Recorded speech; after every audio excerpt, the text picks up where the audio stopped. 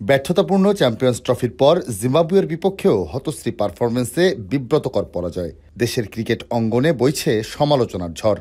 ভক্ত সমর্থকদের চাওয়া অনুভব করছেন ফিল সিমন্সও। তবে রাতারাতি যে উন্নতি সম্ভব নয় সেটিও মনে করিয়ে দিলেন তিনি। ম্যাচের আগের দিন সংবাদ সম্মেলনে সাম্প্রতিক ব্যর্থতার প্রসঙ্গে সবাইকে ধৈর্য ধরার কথা বলেন বাংলাদেশের প্রধান coach. I ask for patience, particularly from the Bangladesh people, because I know the passion for the game here, and I know the passion for wanting Bangladesh to do better. So the patience is requested because we're trying to make sure we put the right things in place to get us playing better. Walton আবারো millionaire অফারে Walton fridge কিনে আপনিও হয়ে যেতে পারেন millionaire. Millionaire ছড়াছড়ি দেশ জুড়ে, এটা শুধু ওয়ালটনই পারে। প্রথম ইনিংসে মাত্র 191 রানে অল আউট হওয়ার পর সিমন্স বলেছিলেন নতুনের খোঁজে আর আগের মতো টেস্টে জবুথবু হয়ে থাকবে না দল। নতুন ম্যাচ শুরুর আগেও সেই একই বার্তা দিলেন তিনি। I think we know as a unit we didn't bat properly in the first inning and put ourselves in problems. The idea is that we want to play a brand of positive test cricket. Not just sitting back and batting and 200 runs in a day.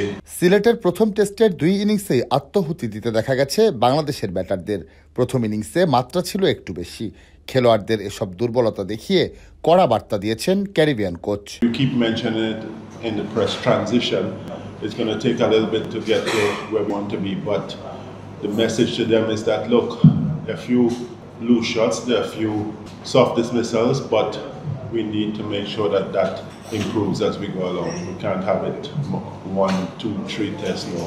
Chittagong test শুরুর আগের দিন সংবাদ সম্মেলনে তার কাছে জানতে চাওয়া হয় স্কোয়াডে এনামুলের অন্তর্ভুক্তি নিয়ে। কোনো রকম কৌশলী উত্তর না দিয়ে পুরো বাস্তবতা তুলে ধরেন বাংলাদেশের প্রধান কোচ।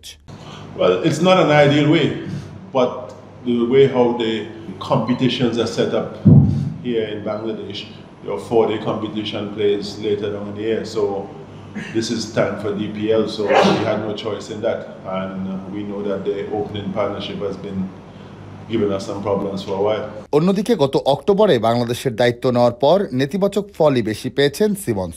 3 সংস্করণ মিলিয়ে তিনি দায়িত্ব নেওয়ার পর থেকে 16 ম্যাচে বাংলাদেশের জয় মাত্র 5টি। একের পর এক ব্যর্থতায় প্রতিনিয়ত বাড়ছে সমালোচনার ঝড়। দেশের ক্রিকেট বাজারেও লেগেছে এর ধাক্কা। বিনিয়োগ ও বিপণনে আগ্রহ দেখাচ্ছে না কোনো প্রতিষ্ঠান।